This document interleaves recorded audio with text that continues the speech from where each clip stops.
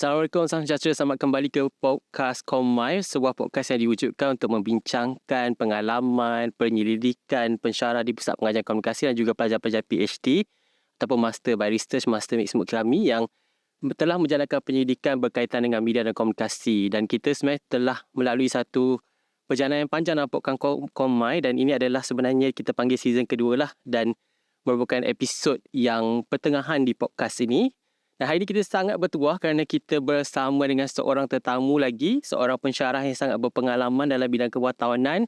Mungkin para pelajar kami yang menonton ni akan teruja untuk melihat tetamu kita hari ini, iaitu Dr. Rani N. Barama. Selamat datang, Doktor. Terima kasih, Doktor, sebab panggil saya untuk kali ini. Ya, sangat sulit sebenarnya kita nak jemput pensyarah kita sebab semuanya sibuk dan kena tunggu masa yang bersesuaian, dan kita berterima kasih sebab Doktor sudi luangkan masa bersama dengan podcast ni untuk berkongsikan tentang pengalaman Doktor dalam penyidikan dan pengalaman sebagai pensyarah juga. Saya percaya ramai penonton di luar sana, Doktor, yang dapat menginspirasikan informasi-informasi yang kita kongsikan melalui podcast Komai kita. Baik, tanpa melengahkan masa lagi, sebelum tu saya nak menjemput dulu Doktor untuk menikmati kopi yang disediakan oleh rakan-rakan kita di belakang kamera tu. Kita ada Puan Irene, Puan Azizah dan juga Cik Zul yang telah bekerja keras membantu kita menjalankan podcast ni. Cepat, Doktor, kopi yang disediakan sambil-sambil kita secara santai. Baik, Dr. Rani, boleh kongsikan dulu sebagai permulaan pengalaman Doktor dari segi pengalaman kerjanya ataupun pengalaman dalam bidang akademik khususnya di USM. Doktor, silakan. Okey, selamat pagi kepada semua.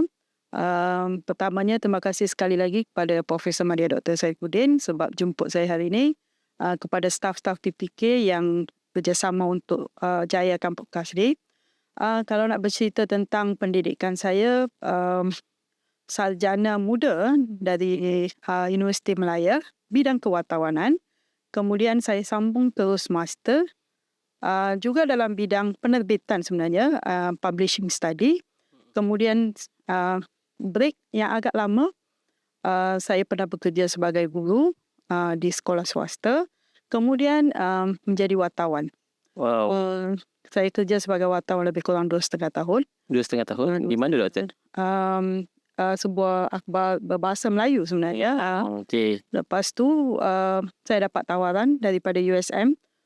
Slap slide. Saya rasa Doktor pun tahu benda tu. Saya pun slide. Ya. Sila sebut slide. RKA lah juga kan? Lepas tu, masa tu zaman Prof. Adnan, saya interview bawah Prof. Adnan. Sama. Ya. Dan saya buat PhD saya di UKM under Profesor Farida Ibrahim, juga bidang kewartawanan. So macam bidang kewartawanan adalah hidup dah. Dr. Rani daripada dulu sampai sebagai pensyarah. Dan bercerita tentang pengalaman sebagai wartawan, dan sekarang juga Dr. Rani berada di bahagian kewartawanan di Pusat Pengajian Komunikasi. Dah berapa tahun, Doktor? Tahun ni adalah tahun kalau kita main math sikit. Selalu gagal. Tahun gagal mungkin sikit-sikit. Dalam 13 tahun. 13 tahun ya. Perjalanan yang panjang lebih daripada 1 dekad. Jadi daripada penyidikan, saya difahamkan Doktor ni banyak menjalankan pendidikan berkaitan dengan bidang kewartawanan, dan kepakaran Dr. Rani juga berkaitan dengan kewartawanan warga. Mungkin ini adalah satu terminologi yang baru untuk penonton di luar sana, khususnya mungkin yang bukan daripada universiti tapi mereka tertarik mungkin nak menonton. Mungkin Dr. Rani boleh kongsikan sikit apa yang kita maksudkan sebagai kewartawanan warga tu, Doktor? Okey, kewartawanan warga sebenarnya, masa saya buat PhD, saya tak tahu nak buat topik apa sebenarnya masa tu. Masa tu Prof. Faridah dia kata balik rumah, baca jurnal, cari apa-apa nak buat. Masa itulah saya terjumpa perkataan bahasa Inggeris, citizen journalism. So dari situ semuanya develop dan buat pengetahuan doktor juga. Sebenarnya waktu saya buat kajian, tak ada pun perkataan kewartawanan warga. Oh, belum ada, belum wujud. So saya pernah email Dewan Bahasa, bukan email, saya pernah masuk website dia, orang tanya tentang ni, mereka kata mereka tak ada word. So dalam kajian saya yang guna perkataan kewartawanan warga, which saya sampai sekarang saya kekalkan itu dalam penulisan saya. Saya tak tahu diiktiraf atau tidak, tapi saya rasa sudah. Saya yang nampak kebanyakan menggunakan kewartawanan warga. Jadi kewartawanan warga tu kita boleh istilahkan macam mana, Doktor? Secara untuk penonton yang mudah lah. Mudah. Dia sebab orang ingat semua orang tu adalah kewartawanan warga. Orang yang saja-saja ada phone, masukkan berita. Itu kalau nak pergi lebih dalam sikit, kewartawanan warga kita boleh pisahkan kepada dua. institutional dengan non-institutional. Kalau institutional itu adalah kewatanan warga yang bernaung di bawah satu institusi. Macam dekat Malaysia kita ada CJ.my. Mereka adalah wartawan warga yang bukan dikawal, mereka melaporkan di bawah seseorang, ada editor semua. So yang kita netizen dekat Malaysia buat ni kita boleh kategorikan under non-institutional. Ya, itu dia orang kategori dia orang sebenarnya. Jadi dia menjawab persoalan yang seterusnya saya tadi. Mungkin saya nak tanya dari mana datang minat ni. Doktor kata adalah berdasarkan awalnya mencari topik PhD. Ya, mencari dan topik seterusnya berkembang daripada situlah kan doktor. Jadi kalau doktor lihat banyak kajian yang semakin berkembang dalam topik ni, khususnya doktor sendiri telah lama, saya kira lebih daripada 13-15 tahun yang lepas sejak PhD mengkaji topik ni kan. Betul. Pada pandangan doktor, mengapa kalau kita tengok dari perspektif kewatan warga, mengapa warga net ataupun kita panggil netizen lah, warga digital ni suka untuk berkongsi dan melaporkan berita mereka sendiri berbanding sekarang untuk bergantung sepenuhnya lah kepada media tradisional. Dulu kita memang nak dapat maklumat, kita lebih banyak dapat daripada TV, daripada radio. Mengapa sekarang perubahan ni berlaku? Kenapa netizen rancak untuk berkongsi dan mendapatkan maklumat daripada internet ataupun online lah doktor? Sebenarnya kalau doktor tanya, saya boleh listkan satu list panjang, boleh berjela-jela. Boleh dah 2 jam. Kasih. Benda tu.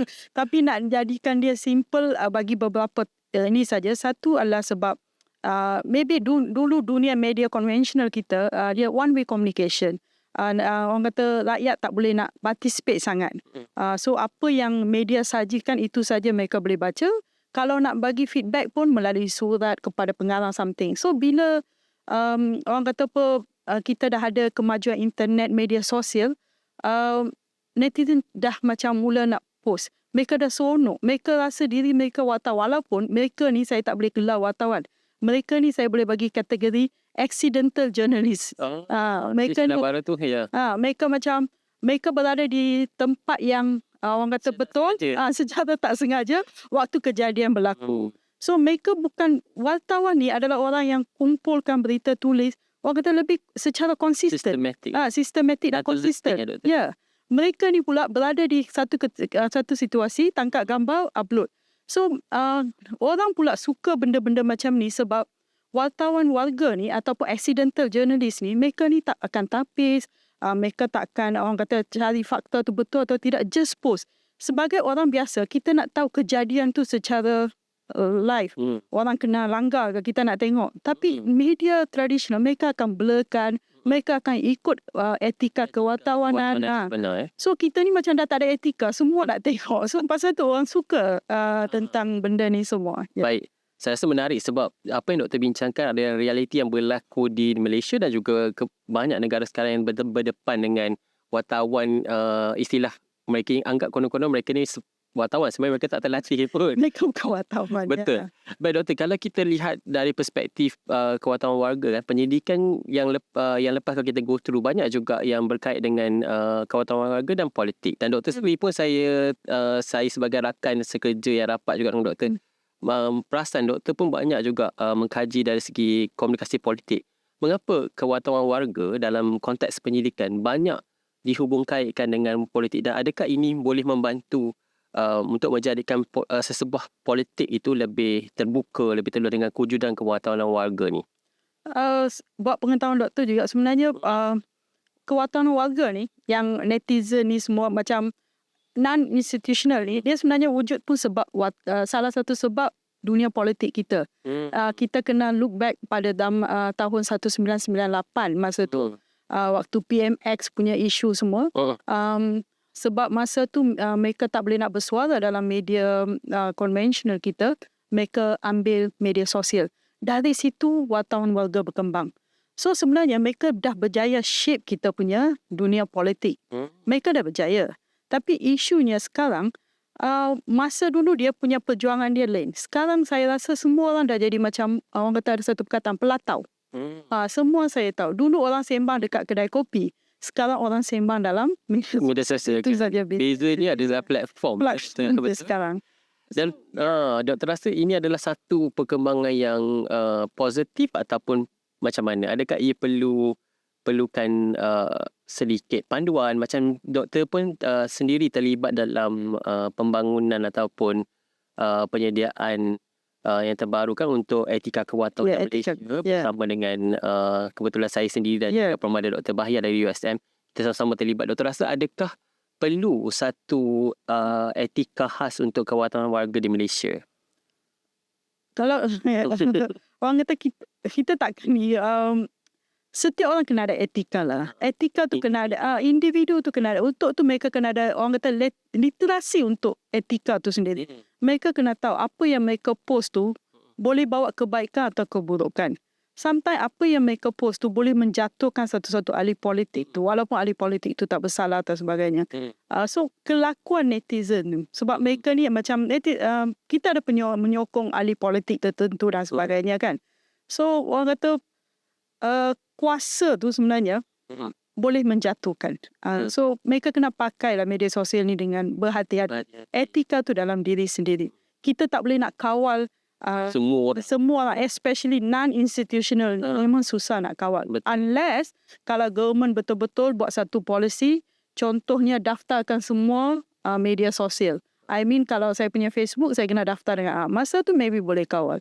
Kalau tidak, quite tough. Yalah, dan ini sebenarnya juga berkait dengan kepentingan bidang media dan komunikasi secara menyeluruh. Kadang-kadang mereka di luar sana tak nampak kepentingan bidang kita, media dan komunikasi. Sebab dalam tu banyak, termasuklah bidang kewartawanan kita di Pusat Pengajian Komunikasi Malaysia.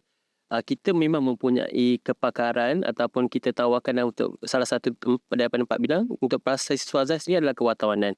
Di sini sebenarnya kita latihkan pelajar-pelajar untuk mementingkan etika, dan doktor sendiri memang adalah salah seorang pensyarah yang mengajar khusus etika media dan undang-undang media, doktor? Ya, baik.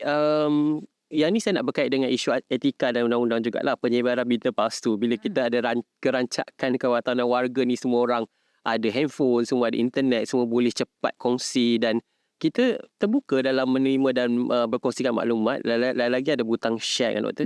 Kok kadang-kadang tengok forward tu dah banyak kali dah. Doktor rasa macam mana sebenarnya kita boleh galakkan orang di luar sana kalau mereka ini suka berkongsi, bagaimana mereka perlu pastikan kesahihan maklumat tu? Kita ada banyak platform sebenarnya untuk semak, macam kalau tak salah yang sebenarnya MY ada juga slogan kata kalau tak pasti jangan kongsi. So yang ni tu kata end of the day netizen kena sedar, mereka tak boleh nak share semua benda. Tak perlu nak bekerja tunjuk saya paling tahu benda tu. Yang tu semua tak perlu. Sebab orang kata kalau kita buat satu penyebaran berita palsu, dia punya damage ataupun maybe orang kata just main mad sikit. 10 orang baca berita tu. Last itu berita palsu.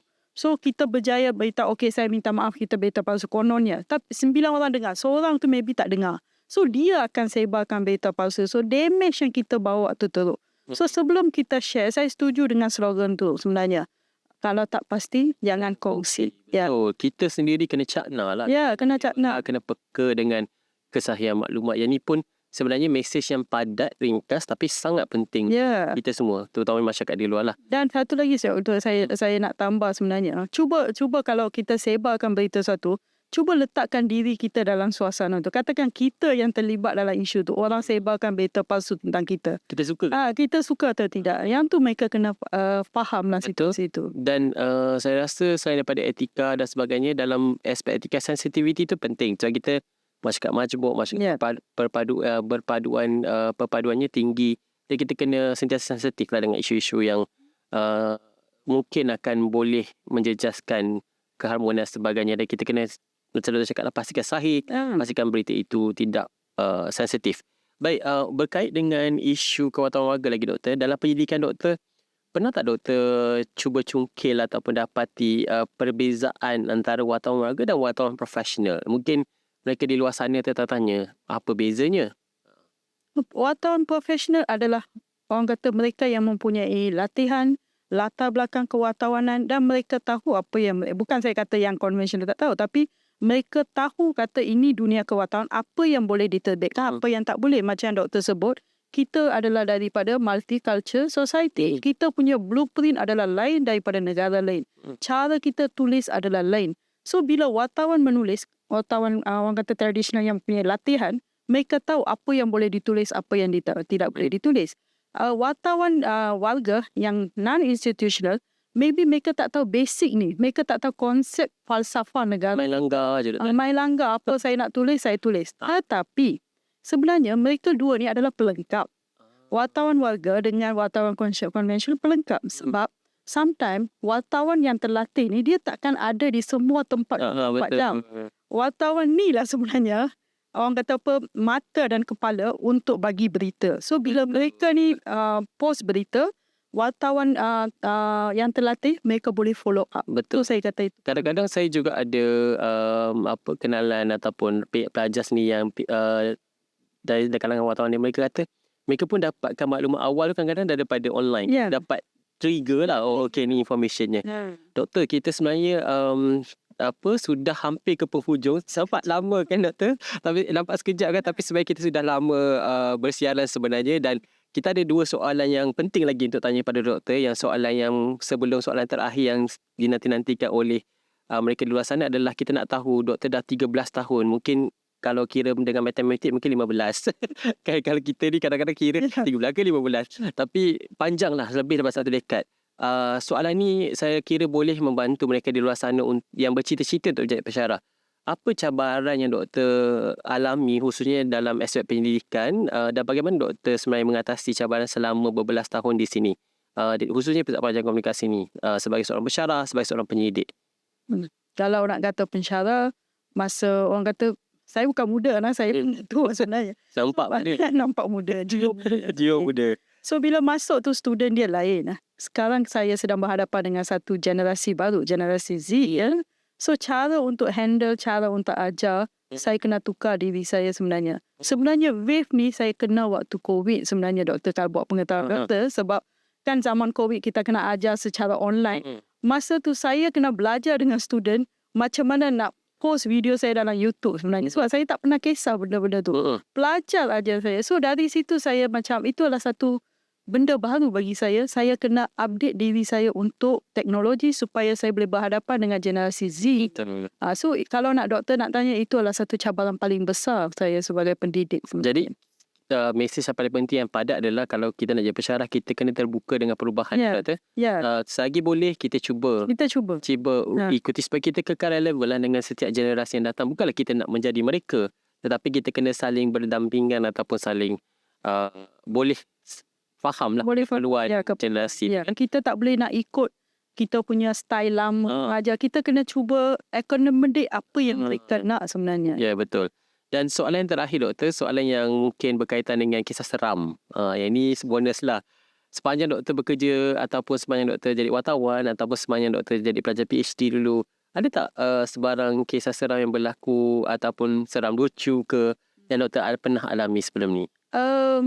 Dalam masa jadi pensyarah ni tak ada apa pun, sebab saya duduk dekat bangunan yang saya rasa terbuka, tak ada isu sebenarnya. Tapi kalau nak dunia kewartawanan tu ada banyak benda sebenarnya.